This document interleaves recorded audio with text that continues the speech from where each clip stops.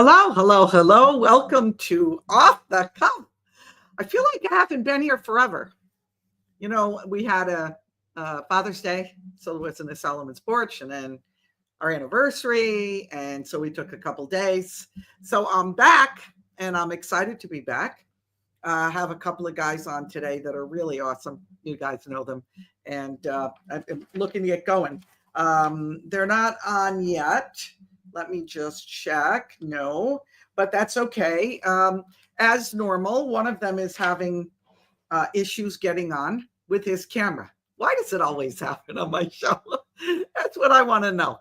Anyway, welcome everyone. If this is your first time on, whether you're on YouTube or Rumble, welcome. So happy to have you here and so happy to have you join us. Before we get started, I do this, a couple of announcements. Liberty Bell, does Joe need a fresh link? He's good. He's good. He's on. He's laughing. He's on. Waiting for Johnny. Johnny, who's very technical, is having issues. Go figure. So real quick, if you want tickets to our upcoming gathering at Celebrating God and Country, doing it in the middle of the country, couple things. Guys, if you're in the chat and you're coming, if you leave comments, people know you like know each other, just email me, okay? ddgathering@gmail.com or delora@delorobrien.com. Just put in the subject line, coming to the gathering chat, something like that. And we will have ready for you your name and your chat name or your name you comment on or whatever you do if you're engaged like that. And we're going to have all you guys sit together. We're going to have private seating for you guys all together. So it should be really awesome. So if you haven't done that yet, I know I got a bunch of people who already did, but if you haven't, make sure you do. Now, if you were wondering, should I come? Should I not come? I would suggest it.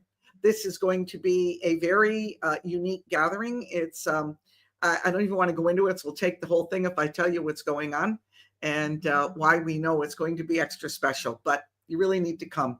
Bring those that need healing. Bring those that need to be delivered. Bring family members where you need restoration. We do film it, but we don't live stream it. And I'm sorry for that, but we feel very strongly, and sometimes this changes. We did one that was a live stream when we were in Oregon. If we ever go back to Oregon, we probably live stream again. But for us, it's important to make sure that people who have very intimate moments, whether one of us have a word for someone and it may be private, praying for them is private. People cry. They have all kinds of reactions when they're under the Spirit of God, and that's a private moment. So we're very careful about that. We don't live stream.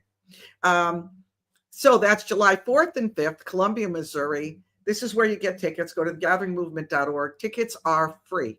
Always get yourself there. That's all you got to do. Get yourself there, and you will be prayed for. You will be you'll be touched and healed. It is God profoundly moves in these gathering meetings, and we are in awe. We are in awe. It's not us. It's the Holy Spirit. Whether there's prophecy, whether there's a touch of God and healing, whether we are vessels, we're a conduit. That's it. And God moves, and God knows that we feel that way. And so he really does use all of us, the team, everyone greatly. And we're very blessed for it. So there's that. Now, how do we do this? We got a couple of ways. One of them is Jenna, our daughter, put up joyandcountry.com after our very first gathering 13 ago now. And we've done 13. This is our 13th. And so she has things like this. This is it's called Own It Oversized Hoodie. Very light, ladies. Very lightweight. And it is a hoodie. And it's very long. You got to go look at it's in the description below. Just click the link. You'll get there. You can find it on joyandcountry.com in Dolores Closet. There are only a few left in the entire inventory because they're so inexpensive. You're not going to believe the price. So go over there and get it. They may not even last the whole show. I mean, really. Very lightweight for year round. It is oversized. It's very cool and oversized. I have on a small and it's real. You can size down one, possibly even two. So if your size isn't available, size down. Also, the Patriotics tops that I wore last week are getting low in stock. Okay, you can find them in Delora's closet. There's not many left. You guys got to go get those. Then, of course, our signature OG necklace, Psalm 91, Under His Feathers. This is our most popular. The big old angel wing, the jewel, and the little, it says Psalm 91 on it. Be sure to order. We just restocked it. Comes in gold and silver. I have both. I love them. So make sure you go and check this out if you haven't gotten one. I think it's a standard in the community. Everybody's got a Psalm 91 necklace. So all of these items are linked in the description below. Jenna said, easiest place to access them. You can also find them in Delora's Closet on Join Country website, which is also linked below. And remember, if you're on here and you're like, oh, I like that top. It's at a great price, really? I'm going to use welcome 10 and get another 10% off. Then it brings you down to like crazy price, but also free U.S. shipping. So the price you see is the price you get. Okay. We do not, well, Jenna does not charge shipping. So I'm going to, Johnny's not on yet. Wow. Okay. So let me do this real quick and then hopefully he'll be on right after this.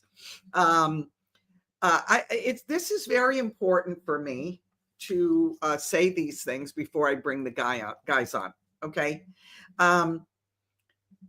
Much of what you hear today is based on fact or a strong sense of what we believe probably is or could be, and after much study, and some is taking what we know, putting it all together, and then speculating, but not speculating like, we think, people on Mars are purple and they've got horns because of, it's not that. It's taking what we know to be, putting it together, and then coming up with a hypothesis of what we believe is.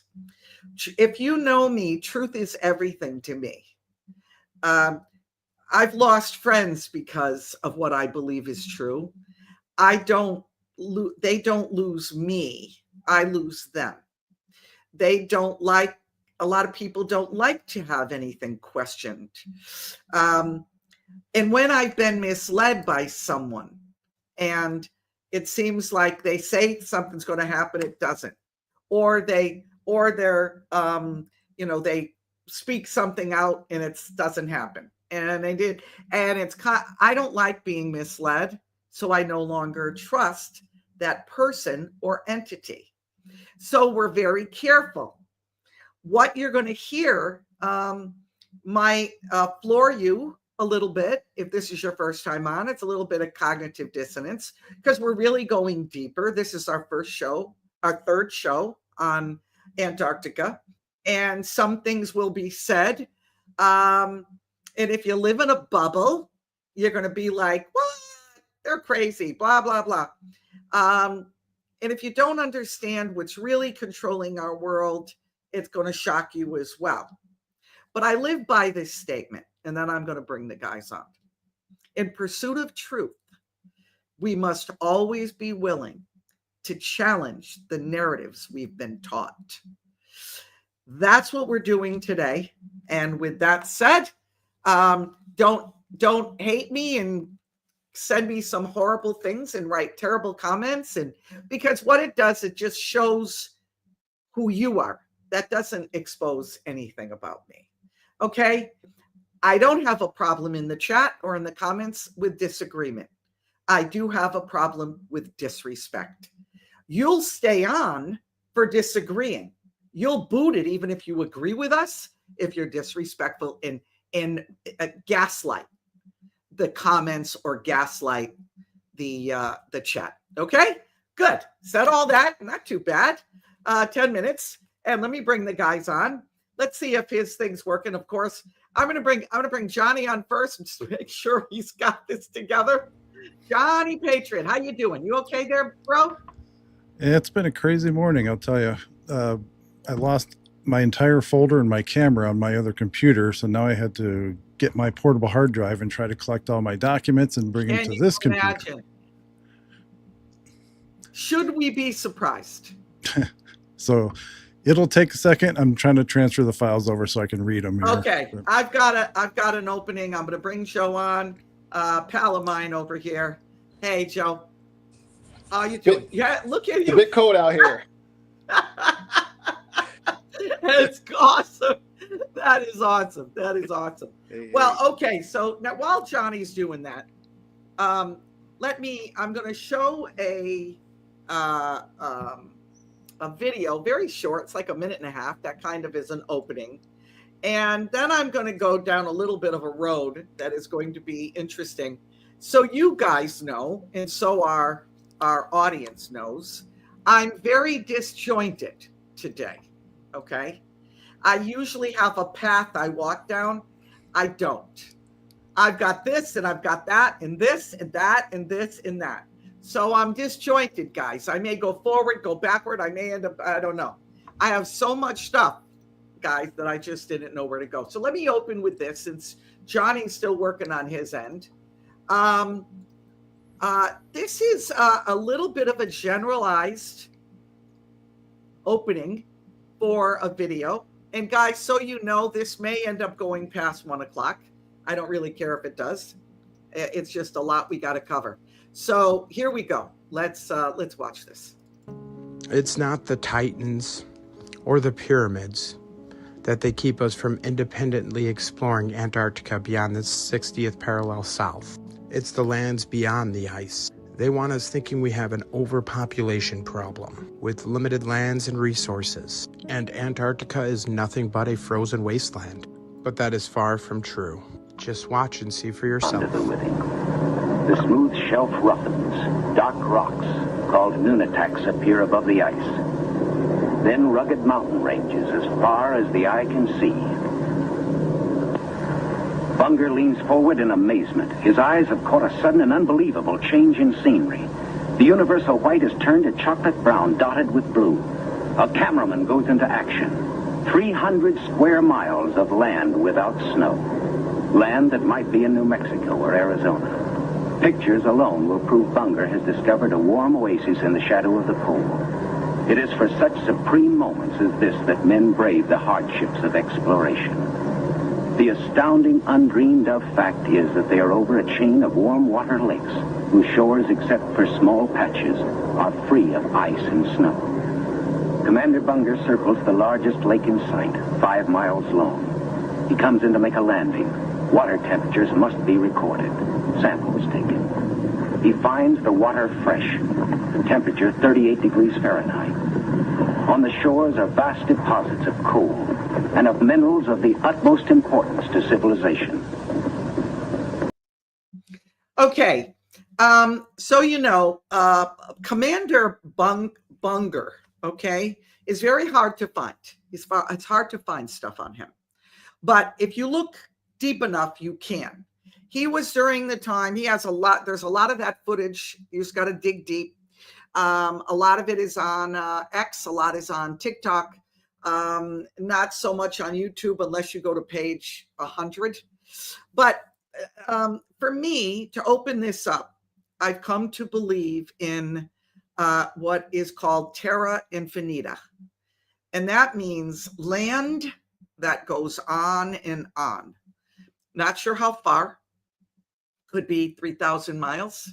As Admiral Byrd said, he saw a land of the size of the United States, which is 3,000 miles wide.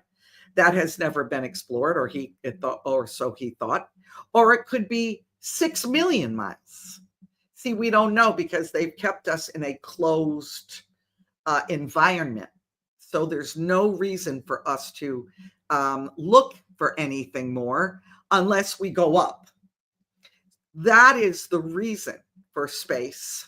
That's the reason they don't want us thinking questioning, looking for any more land. The words extraterrestrial means not someone from outer space, although Google is now slowly changing it, so they're redefining it, which I find is very interesting. The word terrestrial relates to land. Extra means additional. So extraterrestrial means extra land on Earth. The movie E.T. was called E.T., the extraterrestrial. That wasn't E.T., the guy from outer space.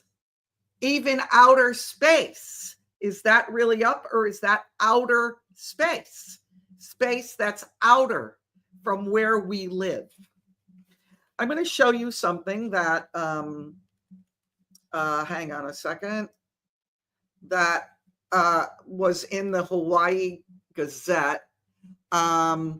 It was in July of 1907. It's now in the Library of Congress. Okay, that was this world map made 10 centuries ago. So it's hard for you to read, but let me read this. A little bit of what is underneath this map. Then I'll go to whoever wants to go next. I don't care. Stranger almost than the manuscript found in a copper cylinder is the copy of a map which came across seas to Honolulu from a Buddhist temple in the mountains of central Japan. It's a map of the world made 1,000 years ago. Dr. Kobayashi, the well-known Japanese physician and surgeon of Honolulu, has received a copy of the map, which he believes has been made by the Chinese scientists 10 centuries ago. The map is drawn on the principle of the Mercator projection, showing the North Pole as the center of a circle, in which are the continents of North and South America, Europe, Africa, Asia, and Australia. The map was found by my brother in a Japanese temple of the mountains of Japan, says Dr. Kobayashi. It has been hidden from the Japanese government. According to a letter, the original map was brought to China by a Buddhist priest and concealed in this temple. 10 years ago, my brother was a consumptive. That means he had consumption. He was going to die. Although I was a physician, he did not wish to be treated with medicines. He decided to go into the mountains and attempt a cure by himself. For 10 years, he remained there and used his willpower to effect a cure. Today, he's a well man. During his stay there, he found this map. He evolved it from a theory of the flatness of the earth, despite all modern facts showing it to be a sphere. This theory has been his one aim in life. He is an artist, and in order to demonstrate his theory, he made beautiful drawings. My brother goes back to the days of Columbus and Amerigo Vespucci, who he says sailed for a new country, believing that by sailing in one direction, they could ultimately come to that place. We moderns know that a vessel sailing from a port and going continually in a generally eastern manner will arrive at the same place. The vessel, of course, goes around. Talking about going around the North Pole. My brother's theory is that one sails about a vast plain as one would sail around the edges of a bowl. As I was reading that, I thought of the word airplane. Did you ever think of that word? Airplane. Flying in the air over a plane. Here is the map up close. In the center is our world we call Earth. Around the whole outside of that, the outside circle, is Antarctica. Outside of this are worlds that exist. If you get through the walls, many have. And, I guess what I'm wondering is how much knowledge, science, medical knowledge, we know medical knowledge, had been lost to time and lost to those who are corrupt, to hide it, to keep it for themselves.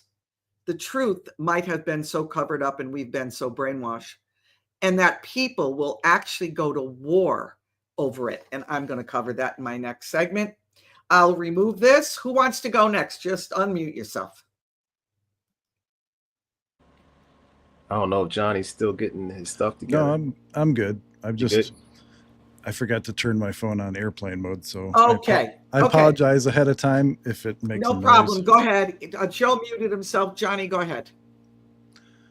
Okay, so that map is kind of important because, well, we went over it in the last Antarctica show, and we also talked about the maps that autopilot maps that airplane pilots used to use that are part of the standard equipment, and those maps look very similar to that. Obviously, they don't have the lands outside of the Arctic Circle, but I'm going to go down a little bit different road this time.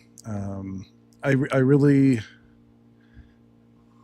there's so much you can talk about Antarctica. It's almost hard to start somewhere. I know. That's why I'm disjointed. I'm all disjointed, Johnny. So I'm going to go with the firmament right now, because the firmament, the dome, whatever you want to call it, is very much a part of the lore, part of the history, part of the mythology, whatever, of Antarctica. And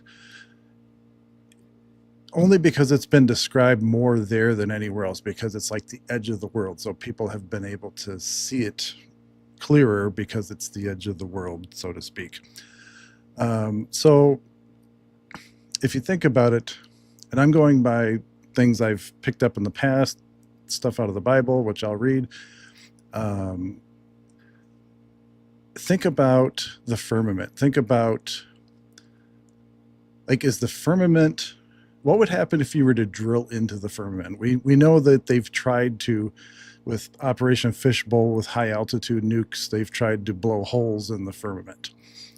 And to back up just a little bit, if you haven't or don't know about the blue sky ice, there's a phenomenon that many whistleblowers that have been to Antarctica, that have worked in Antarctica, talk about this blue sky ice. And it's not, I've seen people try to debunk it and say, well, the ice that's under thousands of feet or whatever is blue because it's so clear, blah, blah, blah.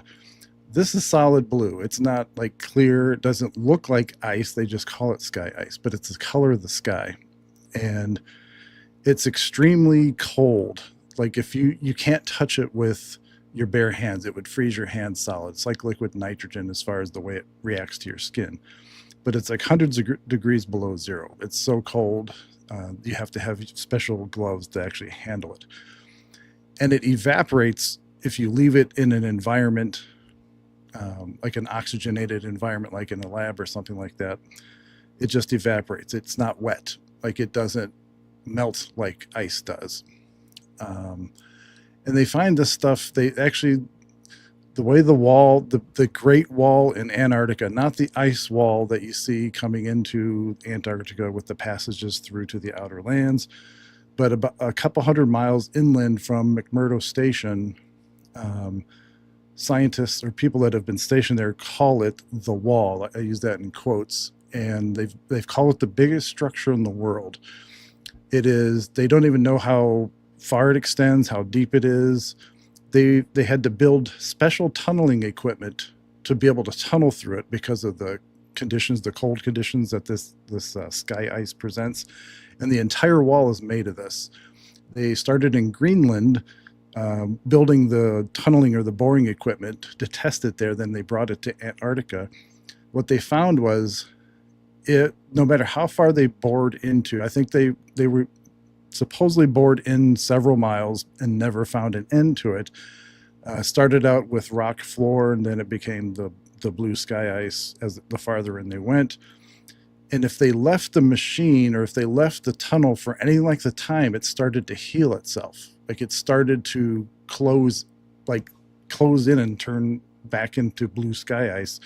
And they actually had to leave the tunneling machine in there because they couldn't get it out because it had healed itself. So now think of that with the firmament too, with all the damage or the attempts to damage the firmament, break through, whatever. So I'm taking a large leap here that it's made of the same material or something similar, that it's regenerative. It's not just a fixed kind of thing. Like, it's almost, never thought of that, Johnny. So where is it? Oh, so going back to the biblical part aspect of it, like if you go to Ezekiel 1:26-28 in the King James Version anyway, and above the firmament that was over their heads was the likeness of a throne, as the appearance of a sapphire, and that's that blue sapphire stone. And upon the likeness of the throne was the likeness as the appearance of a man above it. And that's the reference to the blue part. And that's why I wanted to bring in the blue sky ice part of that. And then in Genesis 1:6-7, CJB version here, you can replace dome with firmament. God said, let there be a dome, firmament, in the middle of the water. Let it divide the water from the water. God made the dome and divided the water under the dome from the water above the dome. That is how it was, or however you want to, whatever version you're reading, it'll say something a little bit different. But so I just think it's interesting that even as far back as recorded history, there's always been a reference to the firmament, to the dome, to the blue sapphire, to the I lost my train of thought there. But anyway, you get the idea of where I was going with that. Wow. Wow. Yeah, Joe. Wow. I mean, I could go down 50 roads right there. Oh, I know, and I heard your thoughts, Delora, because you said, you made a statement before that you were kind of thinking and believing that above the firmament was the throne of God.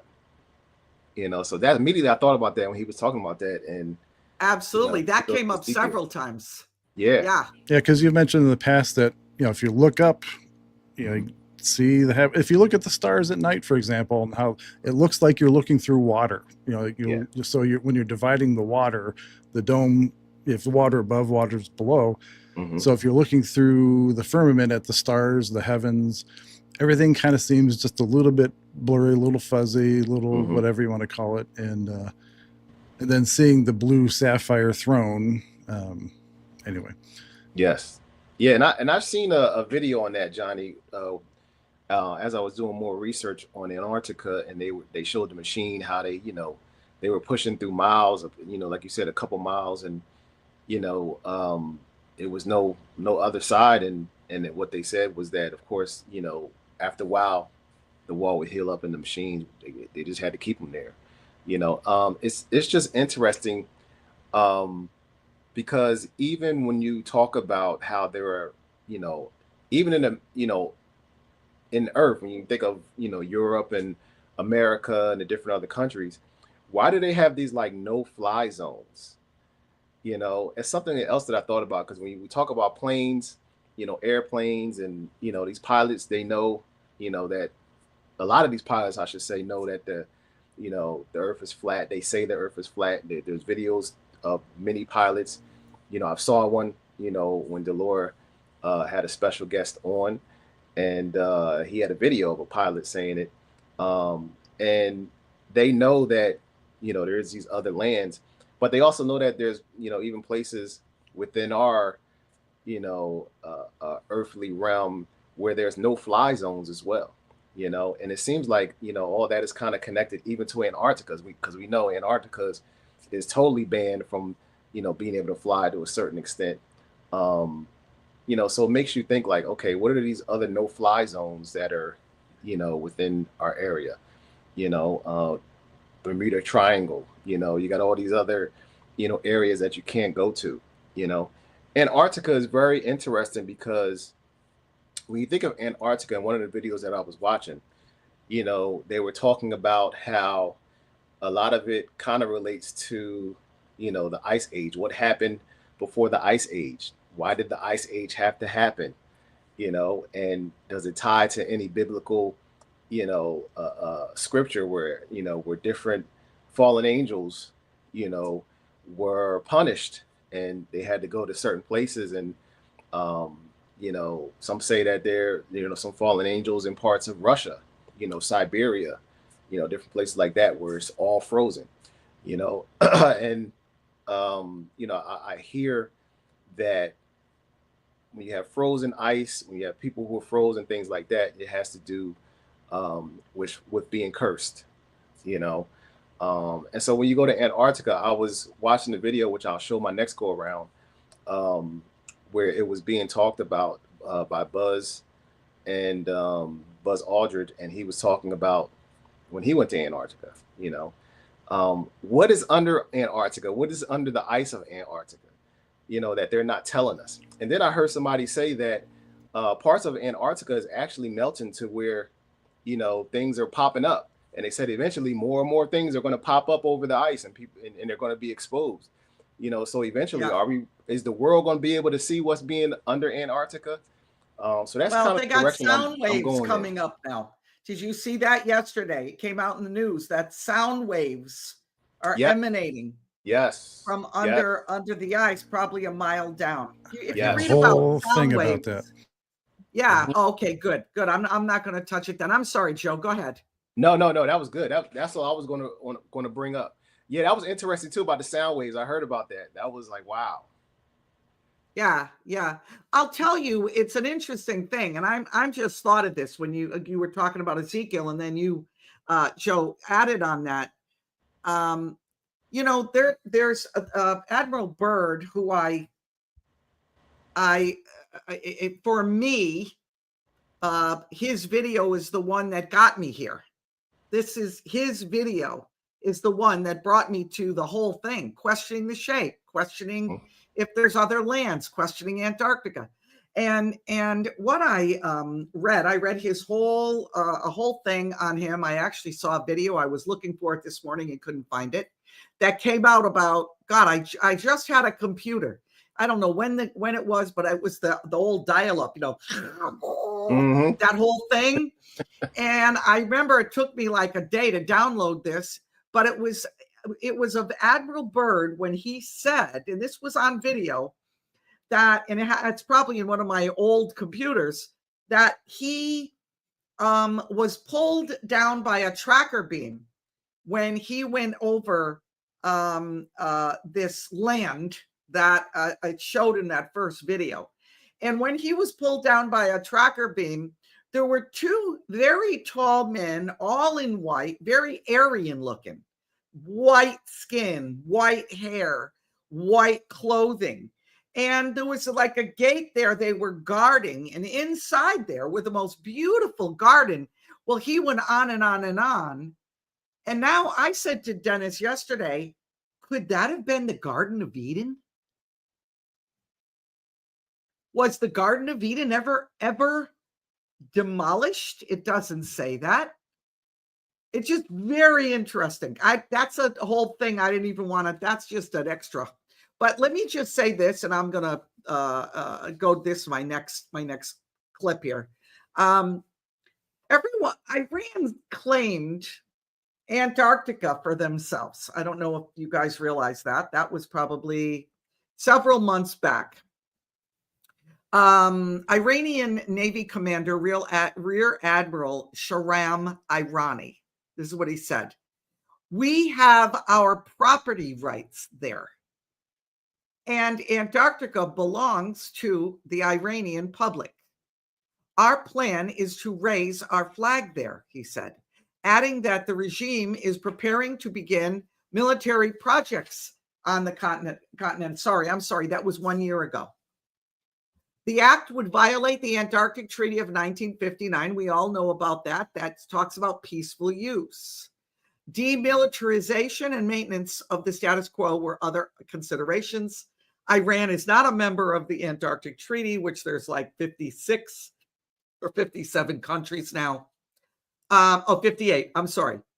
Now, this claim by Iran challenges the Antarctic Treaty. The treaty prohibits military activity and territorial claims. Israel, along with other nations, have expressed concerns over Iran's actions. Israeli analysts and officials have highlighted Iran's aggressive behavior, including its support for militant groups and nuclear ambitions. While Israel has not directly challenged Iran's claim to Antarctica, Israel is not part of the Antarctic Treaty. Keep that in mind. The U.S. Department did respond to Iran's claims, emphasizing that Iran's funds held in Qatar cannot be used for activities in Antarctica, including the establishment of a military base. This response underscores the international community's effort to prevent any violation to the Antarctic Treaty. Now, let me show you something that is very interesting that I put together. I thought was quite interesting. On the left is the globe. That Iran on the globe is nearly 10,000 miles away from Antarctica. On the flat Earth map, I circled Iran. It's less than, if you, and I equated the whole thing, I figured it out, it's somewhere between 2,000 and 2,500 miles from Antarctica around the outside. The reason they're claiming that they have a right to it, just like Australia. If you see Australia on the other side, they have said the same thing in the past. Why? Because they know where Antarctica ice wall is, and they know that it's just a clean shot, maybe from, the East Coast to 3/4 across the country, maybe to Denver. Okay, that's how far it is. And so they claim that that land right across from them is part of who they are. That on the right is the Gleason map. Could it be that many countries of the world are coming against Iran, and this whole conflict is actually about Antarctica? Israel is not part of the treaty. Iran is not part of the treaty. Antarctica maybe is being contended for, and Iran did that specifically to say, I know what's going on, and that's why every nation in the world, including the United States, is looking to shut up Iran. Is it really about a nuclear bomb? Does a nuclear bomb really exist as we know it? A lot of stuff to think about. Johnny? Yeah, it's just like siblings. I'm telling mom when she gets home. That's the whole. Anyway, speaking of flying, I would touch on that again since you brought it up, Mr. Joe. If you look at the Antarctica timeline, as it were, so like in 1955, you had Operation Deep Freeze, which started when Byrd came back from high jump, and 58. And that's when 55 is when he's in that video that Delora talking about, is when he talked about the lands the size of the United States unexplored, blah, blah, blah. And then 58, Eisenhower brings over the German scientists from Paperclip, forms NASA. And think about NASA in this concept with flying. Think of it as upper space mind control. So not a space agency, upper space mind control. So basically, look up here, don't look down there. So now they have an agency that can direct your attention to the skies as opposed to Antarctica. So they're taking the collective vision away from the South Pole. And then, of course, the Antarctic Treaty in 1959, 12 nations initially signed, and then 42 were added, and then a couple more after that. But going to the radio signals, and in either the last video or the video before, I talked about the fact that NASA discovered these particles that weren't supposed to be there. They gave them the impression that, like, they had no explanation for them. So in their words, like using a child's language, these particles were traveling back in time. Like, they were not normal particles. And now with this recent discovery This was a project called Anita. I don't know the acronym. I thought I wrote it down, but I didn't. But Anita was the project in Antarctica that discovered these recent radio waves. So the interesting thing about the radio waves, so they're always looking for neutrinos. Neutrinos normally come from space, like in these cosmic particles that bombard the Earth. So they're always looking up. So they flew a balloon over Antarctica in a circular pattern, and they started picking up these radio waves in addition to neutrinos, but they started picking up radio waves that they couldn't decipher. Like it was almost like muted chatter of some kind. So Right. If you understand radio waves, not neutrinos and cosmic particles, but if you understand radio waves, it doesn't take much to block radio waves. So theoretically, if these radio waves are coming from a mile or so deep under Antarctica, we shouldn't be receiving them. If it was solid rock, as they claim, or solid ice, solid rock, these radio waves would have no chance to penetrate to the surface to be able to be recorded and to be observed. So again, this leads me down this other rabbit hole that Delora mentioned previously, or we've talked about in the past. So keep an open mind, is the idea of the hollow earth. So if you have a civilization living and functioning and doing their thing for thousands, if not millions of years in the hollow earth, and they're a technological society, at some point you're going to, and the earth's hollow and you don't have that much separation between the surface and whatever, or the signal's just that powerful, that somehow these are communications either amongst themselves or trying to communicate with the surface. And it's almost like picking up radio waves from deep space. So Bird talked about in that same, in his journal and in that video that Delora was talking about, was a crystal city, a crystal civilization. And the Ariani being the people that live there, and they called him the master, I think is what he called him, the guy that he was actually talking to. And so now I'm going to add a bonus effect to the crystal idea in the hollow earth. So quartz crystal and many other crystals, under pressure, if you put extreme pressure on them, emit radio signals. And that's why they use quartz for watches and other things, for radios, for tuning radios and that kind of thing.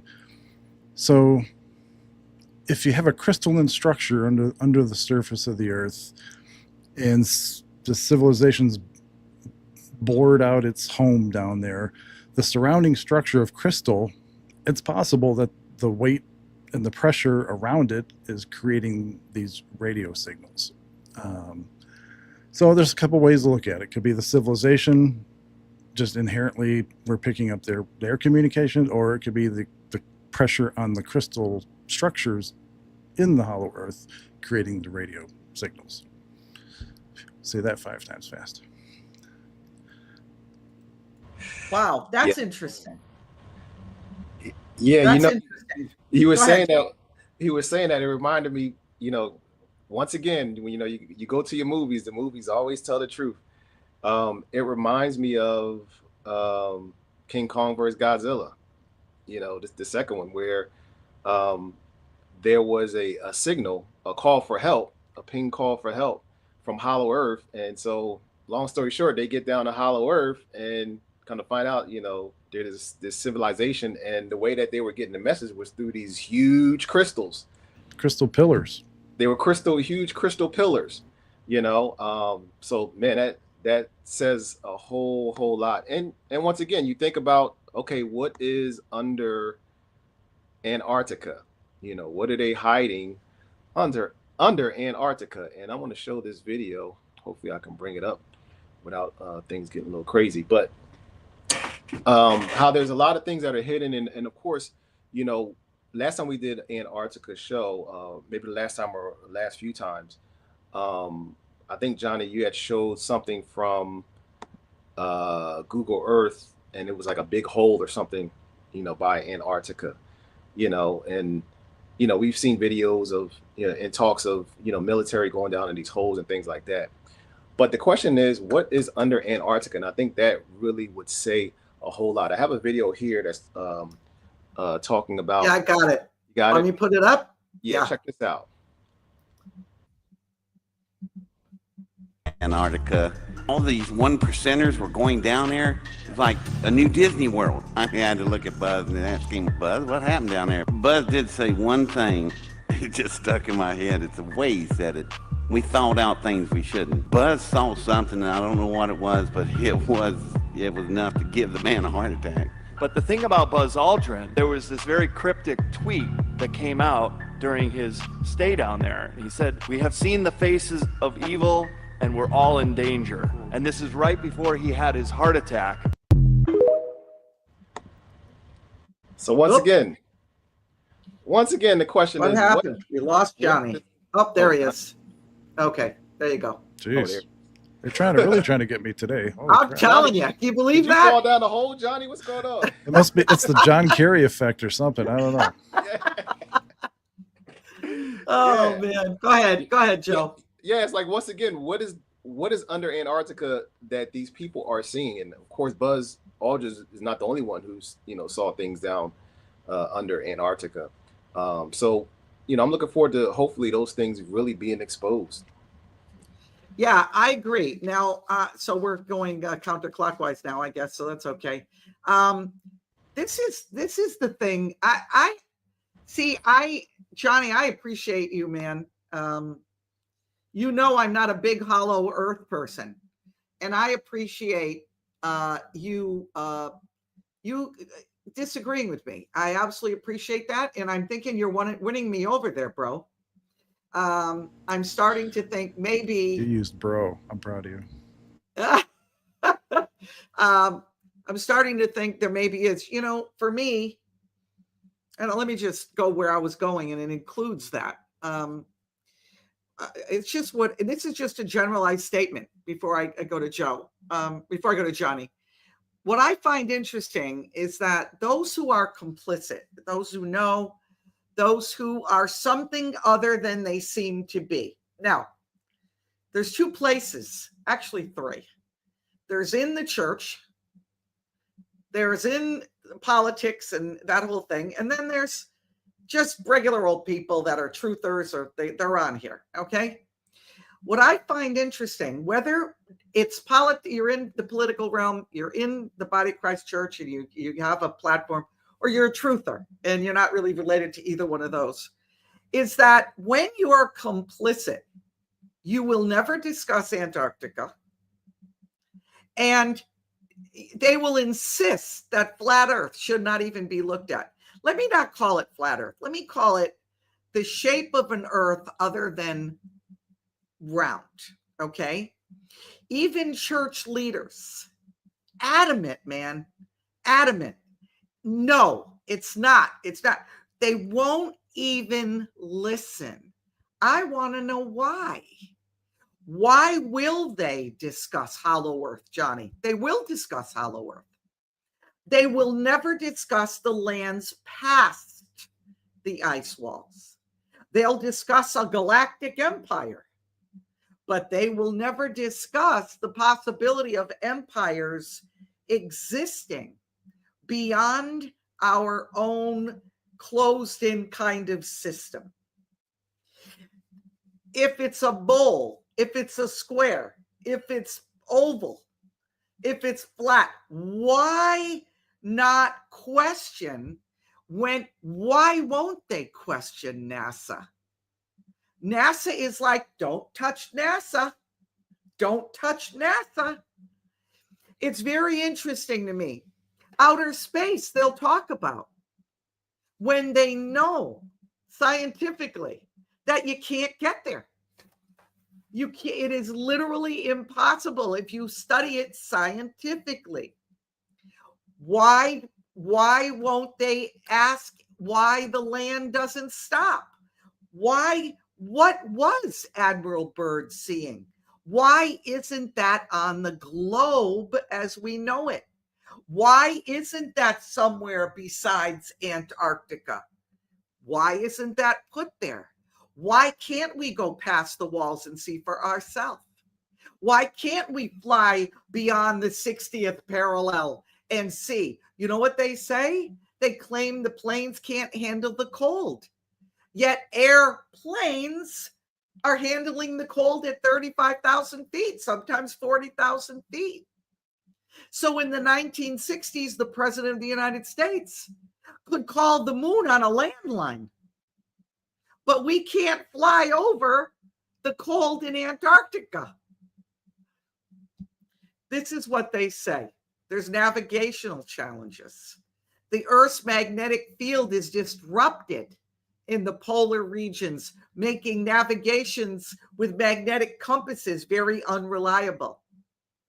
The weather. Antarctica experiences frequent whiteouts and extreme low temperatures, posing significant risks to flight safety.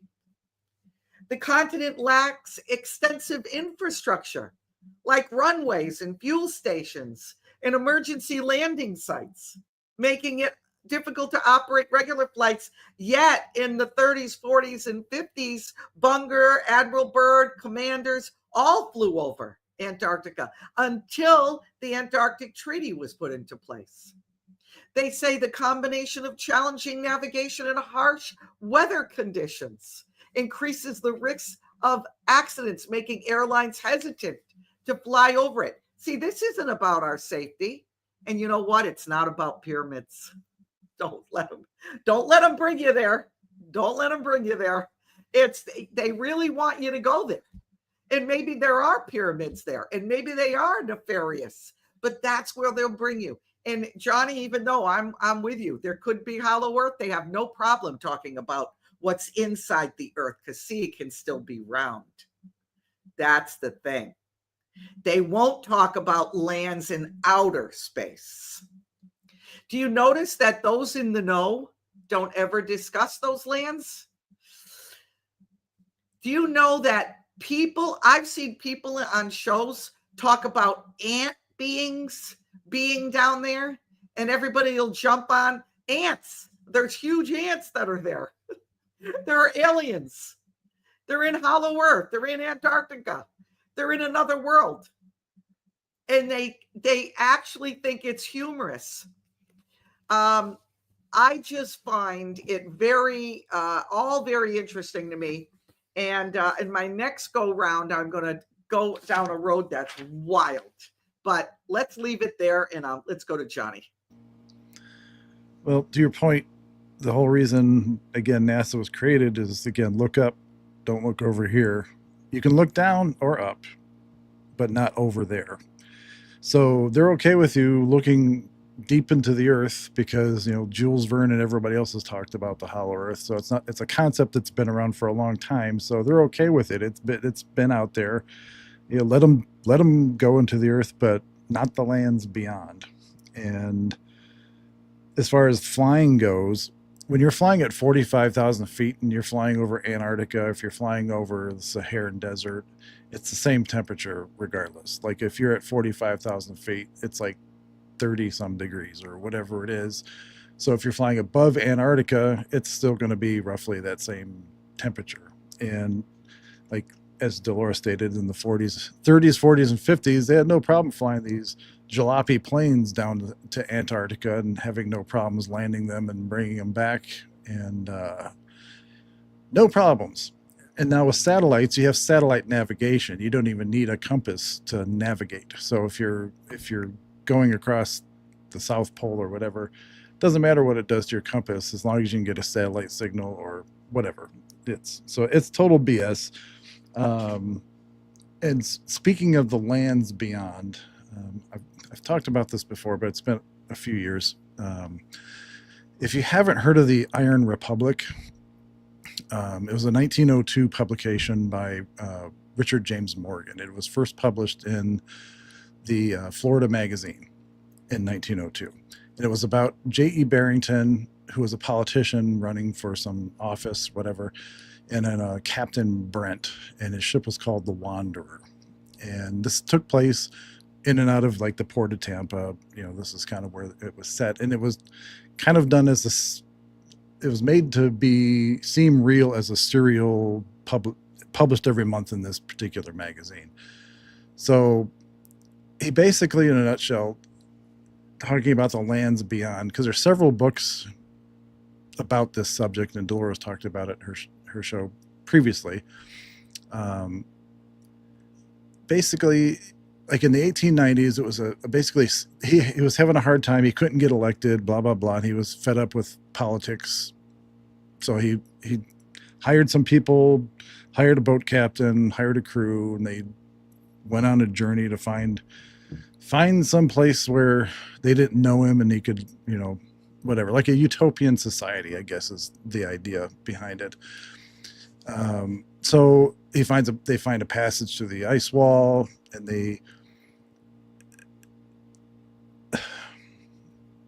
I'm trying to think of a way to put this without sounding crazy. So think of it like Edgar Rice Burroughs. Too late. If We you think already of went deep already. like Edgar Rice Burroughs, the other author besides Jules Verne of the time, and if you think about his book, The Land That Time Forgot, but instead of a lost island, Barrington finds a bustling, ultra-modern society within Antarctica. And he spends quite a bit of time there. And I'm just a little, for the time period that it was written, it's very well written, and it's very, unlike that other one that was translated from Spanish, it was hard to read. It was just kind of, because it was so, that ideology and everything was like all chopped up, and it was kind of just hard to read. But this particular publication, the way it's written, it's very well written, and it's very descriptive, like almost to the point, like either the guy had a real vivid dream and he wrote about it, or he was actually there. It was just because he talks about modern technology that would not have been around in the early or the late 1800s, early 1900s. That's it right there. That's talks why about, I believe that book. Like these particular, like how quiet the cities were, like where this particular land where they first made landfall and were greeted. He talks about how quiet the city was compared to like New York or some other bustling city where you hear traffic noise or horse and buggy or whatever, shop bells and whatever, and talks about these land vehicles, and the way that he described it sounded like modern cars, like Teslas, like because they were quiet, like electric EVs. Yeah. They had rubber wheels, but they were very quiet. They weren't, like a combustion engine or whatever. But just the way he talked about their society in general, their political structure, how they dealt with, because the way he described it, there was many people from America and many ships from America that made it through the passage and that they've done trade with, or that they've interacted with in the past, and like they weren't the first ones. So it's just an interesting story if you ever get a chance to read it. And I just think it's kind of pertinent to what we're trying to describe with the lands beyond, the extraterrestrial lands like Mars and all these, other places that they tell us are in space. It's just a good primer for that. Yeah, very, very interesting. Yeah, it's a good one. There's Infinitum. What is it called? Terra Infinitum. There's a Marcus, I forget his name. Very hard reading though, because he translated that from Spanish into English, and it's like the whole book is like one run-on sentence. But anyway, Joe. Yeah, that is pretty interesting. And when you think about people from the past, you talk about Christopher Columbus, how he discovered America and maybe other places, so they say, and different others. I wonder if there's any other texts or anything of people who have gone maybe to Antarctica or tried to, before they had the treaty, the Arctic Treaty. Like, is there people who have, gone that far, or and has came back and talked about it? I don't see too many writings on that. So that, no, and I think they've been told to no. Yeah, they probably had to, be quiet or get executed or else. or else. Something that's really interesting. I've been seeing a lot of talk about the North and the South poles. And I saw a video, and of course, that's all connected to the whole Antarctica and everything. But one particular video I saw, which was kind of long, I didn't even download it to show it. It was pretty long, but you can search it on TikTok or Rumble or whatever. They were showing how, and they were talking about how the North and South Pole is kind of like, I believe, Delora, you showed a map before where there was like the Earth kind of caved in, and there were big holes where the North Pole was at and where the South Pole is at.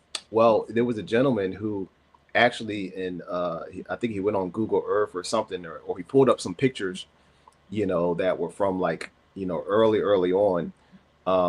And it showed a map where the South Pole was, or North Pole was located. There was actually a hole that goes into inner Earth, or if you want to call hollow Earth. And there's many other videos where people they're going to Google Earth or something like that, and they try to look at the North Pole or South Pole, and it was just like a hole. I think they kind of like cut that off recently.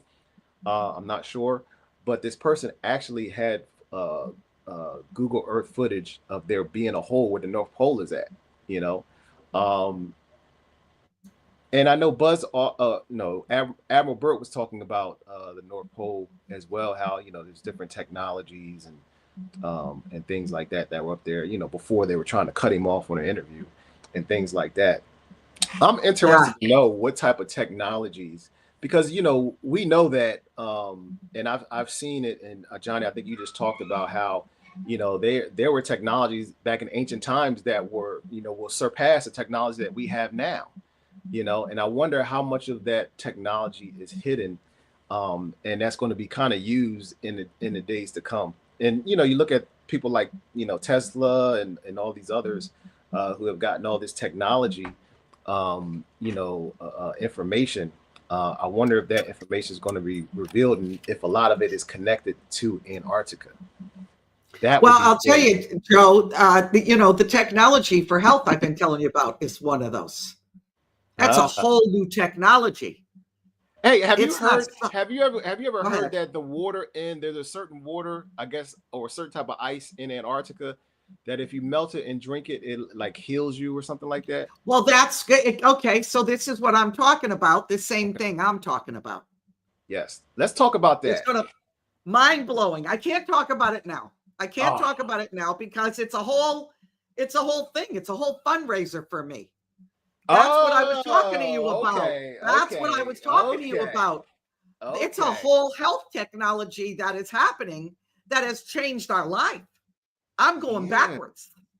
So that's why I said, but I'm not going to go down that road. Now, somebody said, but I keep telling you, you got to watch that video. Somebody said, if the earth is flat, what's holding us down? What happens when you climb a mountain, jump off? How does that happen on a flat earth? There'd be no gravity. First of all, let me just say this, my friend. Gravity is a theory, okay? Isaac Newton's a theory of gravity, okay? It's like the theory of evolution. Can't prove it, but people say, oh, an apple fell, hit him in the head. Gravity. Now, let me tell you something a little bit about Sir Isaac Newton. Isaac Newton believed, first of all, that's not gravity, it's displacement. The apple fell because the apple is heavier than air. So it fell. It's like if you take a thing of water and you put a lot of salt in it and you can float a penny on it because the water is very heavy. That's like the Dead Sea kind of, right? The Dead Sea. Absolutely. Right. So, but if you just take regular water, you drop a penny, the penny is heavier. It's just this displacement. So here's the thing. I want to tell you a couple of things about Sir Isaac Newton, who was the one who created the theory of gravity. He believed that and spent a good portion of his life saying that he could take any substance, anything, this cup, this metal, any metal, and he could turn it into gold. When he was put to the test, it never happened. The man died pretty young age. Why did he die? Because he said mercury can heal anything in your body and make you brilliant. And he drank mercury. And he would sit in a house in his place, and he would burn mercury and smell it because he believed it. That's the man that gave us the theory of gravity. And I will not say any more. And on flat Earth, if you jump off a mountain, it's still, you're heavier than the air. You're going to fall to the ground. Doesn't matter, round, circle, square. That's what's going to happen. Now, this is my question for everyone. If there is enough gravity to hold the oceans to a sphere down here, Indian Ocean, Arctic Ocean, you can hold that upside down to a sphere. That's how strong gravity is. How can a flea fly away? And I'm not going to say another word. Let me get to my portion. They'll be the last round, guys. I want to show you something. These two videos are mind-blowing. Watch this. Okay, here we have a rainbow over the ocean. Now, what I want you to pay attention to is the reflection of the rainbow over the water. Notice how the colors are inverted, which means reversed, backwards. Notice how the colors go backwards from the original rainbow on its reflection in the water. So we know in our simple common sense that that's a reflection of the rainbow, so it automatically reverses the colors. Just like if you and I looked in the mirror, the left side of our face would be the right side of our face, right? Okay, now that you understand that, look at the double rainbow. Look at the rainbow on the outside of the original rainbow. Notice how the colors are reversed, just like they were when you seen the rainbow over water. That's because the firmament is the glass prism showing the reflection of the original rainbow. That's why the colors are backwards. Now, as you can see here, I've made a rainbow of colors on a piece of paper, but I'm showing you how the colors invert, how they reverse when I hold it in front of a mirror. Therefore, proving, just like you've seen over water, when those colors are reversed, that's the reflection of the rainbow in the firmament above. There is no disproving that. If it was a double rainbow, it would be exactly the same. There has to be something that rainbow is reflecting off of. Now watch this. These rainbows have anything to do with the firmament, and the firmament's elevation changes as you get further out. Just maybe their shape would change as you go further out. And I want to show you some of the images that came up when I was looking for them in various locations like Alaska. You see this pattern right here, extremely high arch. When you go a little bit further south in Canada, here's another typical double rainbow. But then we're going to go even further south, way further south, Australia. Here's what the rainbow started looking like. And then I typed in rainbows in Antarctica, and oh my goodness, check this out. A flat rainbow. I mean, this thing is so flat. Look at this. And this was taken by the BBC when they were filming, guess what, The Frozen Planet. So the irony here, they're filming a show with the name Planet in there, and the rainbow is as flat as I have ever seen. It almost looks like if you tried to walk under it, you'd hit your head on it. This is spectacular, and I mean, it just really seems to confirm our suspicions about the firmament above us being lower as you get to Antarctica. I'm seeing that there are countless observations. Can't make it up. Johnny, can't make it up. Can't make it up. Yeah, the bottom line is, folks, you gotta laugh about it sometimes. You gotta just know that you don't know anything. If you're okay with that, just Yes. just know that you don't know anything. And some people spend so much time thinking about what if, what are the consequences of what if. it's fun to speculate about a lot of this stuff, and it's good to have an open mind. Actually, it's important to have an open mind regardless of what you're doing in your life, period. You should always have an open mind, open to the truth, especially if you're presented with facts. And it's becoming glaringly obvious that the clamp has been put down on us for a long time. And it's because of the advent of technology, it's kind of a double-edged sword. I mean, now we've got the Great Awakening because of technology. We have access to information at our fingertips in a second. Like if you want to know, do some research, boom, get on your phone, your computer. But it's also an avenue of discernment that you need to take too, because now there's so much information that, there's a lot of speculation and a lot of self-proclaimed experts that think that, that have big followings and that think that what they say goes. And so you have a lot of sheep following down these rabbit holes without using any kind of discernment, and it just kind of creates a whole new problem. But anyway, there's a reason why things seem so crazy, and politically, every aspect of your life just seems crazy because there's so much coming to light now, so much revelation, so much there's actual truth coming out. You just have to know where it's at. You have to know, how to disseminate information, and does it pass the smell test? Does it pass this test? Does it, so I kind of look at it like if I could find it in several places all around the old interwebs and different people are talking about it and these people have credibility, I have a tendency to lean towards, okay, well, I'm going to start looking at this a little more closely and then figure out whether I believe it or not. But again, even if I do believe it, I'm open to the idea that that can be changed again at a later date if more information comes to light. So with Antarctica, with outer space, with NASA, with a lot of the stuff is smoke and mirrors. A lot of controls have been put in place many, many, many hundreds of years ago to try and keep us docile cattle, not questioning the elites. I hate to use the term elites, but whoever that top tier, no loyalty to any country kind of person is or whatever.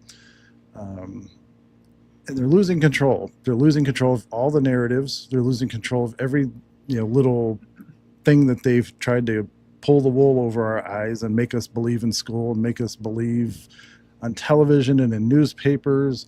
All of that's unraveling. And that the head of the snake is very large, and it takes a lot of cuts, a lot of little cuts to cut that head off. And we're to the point now where all the truth, every time a truth about something comes out or something that questions the narrative, there's another cut to the head of the snake. And eventually that head's just going to come clean off. And we're going to have a period, I think we're rolling into it now. We're going to have a period of just pure revelation, and it's going to be like a fire hose. People are going to have to try and figure out a way to slow down the amount of truth coming out. And so take in the people that seem like they are having a hard time with it, and just help walk them through it. And if they still don't have to believe it, but give them a cushion to land on, give them somewhere to, don't turn away, don't give a cold shoulder just because it's a different view than you have. Just talk it out, be friends. Amen. Thank you. I want to throw a parade over what you just said. I know Joe and I had a situation quite a while back. Joe, you remember, when people they can't even think, well, maybe, it's like you, Johnny. I didn't really believe Hollow Earth. But you really today got me to really consider it. And I don't expect people to come on my show to believe everything I believe. The Bible says if they're not against you, they're for you. That's what Jesus said. So I don't have a problem if someone believes the earth is round and I'm questioning the earth is round. Listen, we're still walking in the same direction, man. We're still seeking truth. We join arms and we love each other and we bring unity. And Johnny, I couldn't have said it better. Thank you for that. Joe, Yeah, you get the final yeah, word here. I think Johnny summed everything up. I mean, it's like this is what we had to do. I was the same way. I didn't really totally believe in the whole flat Earth situation until Delora, you started talking about it. It was just like, well, wow. I didn't believe it either. I was talking about it and didn't believe it. But it's like the information you put out is like it made you consider, and then you start seeing stuff, and it's like, whoa, maybe that might be kind of true. And then the Bible backs it up, and it's like, okay, I can believe that. I can believe that. Yeah, you know what, Joe? And again, and I'm going to come back to you, and Johnny, and I know you understand this. I don't tell people that I believe in a flat Earth. Because the minute you say flat Earth, you get put into a column in that category, yeah, of crazy, going back to ancient times. Next thing we know, you're going to be drinking mercury. Right. Here you go. Right. I believe in the biblical concept of Earth, and that's what I believe, Joe. Yeah, pretty much. I mean, and that sums it up, and that's what we go by. I mean, if you're a believer in Christ, then you got to be open to what Christ shows you and what he reveals to you, So I love that's the best part of what Johnny said is you got to be open. You got to be open to consider. It's like what Paul told Timothy, consider what I say and the Lord God will give you understanding in all things, So it's Amen. Like you consider what everybody says, but allow the Lord to give you understanding, And that's all I have to say. Absolutely. If anything, and I know you guys know this, I don't always like to do these. Not that I'm afraid to say what I believe. God knows that's not true. But I don't want people to ever think that a topic or an opinion should separate you. It's wrong to think that. And so I hedge sometimes because in my own life, I've seen topics separate me from friends, from people, family, and it shouldn't be that way. If I, even with, presidents, if you like that president, I don't, I like this president, I have my reasons. We should never, the division is the goal for those that are trying to take over this earth. Division is the goal. That's why it's important. Let me just real quick go over this, guys. Gathering movement. Go here. You want tickets? They're free. July 4th and 5th, Columbia, Missouri. Listen, you got an RV, you got a tent. Get there and set it up. They got 167 acres of land. It's just going to be awesome. I'm really looking forward to it, man. I need just to get out in the country, look out and see nothing but a lake. We're having our own fireworks July 4th. Johnny, if you're not too far, you should come. The top here, this is how we help pay for it. It's oversized tie-dye hoodie. It's very long and it's got pockets. I love this. And it's very lightweight. It's perfect for year-round wear. Very inexpensive. I don't even know if there's any left, guys. I really don't. It's got a lot of room. You can size down. I could have even worn an extra small. And so you can size down at least one, possibly two. There are other patriotic tops I showed last week. I showed Friday. They're getting low in stock. You can find those on joyandcountry.com, Delora's Closet. So be sure to order your July 4th merchandise quick. Then this is our OG. People ask me, it's real colloquial. It stands for original gangster. And so it's our OG. It's got the angel wing and it's got the jewel and it's got Psalm 91. It comes in silver and gold. It's our original, our first necklace we ever got. Jenna just got a new shipment. It's been out of stock. You can find this on below the description below. If this is your first time buying, welcome 10 is the code, and you can get 10% off. Always, always, always free US shipping. So you never, ever, ever have to pay for that. So go help us out, get some stuff. Guys, thank you. This was a great, great show.